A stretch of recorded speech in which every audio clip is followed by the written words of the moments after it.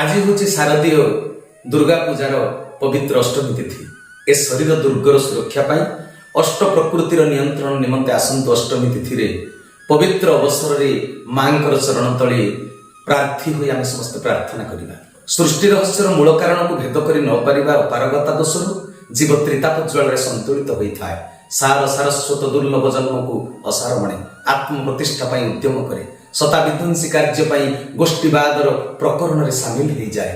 कोटिए जतन करी विफलता हेला परे आसुरी धर्म प्रयोग करी अन्यर प्रतिष्ठारे कलंक बोलिबाकु मध्य पछाए नाही। शेषरे काल विचार सम्मुखीन होई ब्रह्म दावानल रे पड़ी जंत्रणा जर्जरित हुए। घन तापरे संतापित होई अपरिमित दुख भोग करी जीवन बंचे।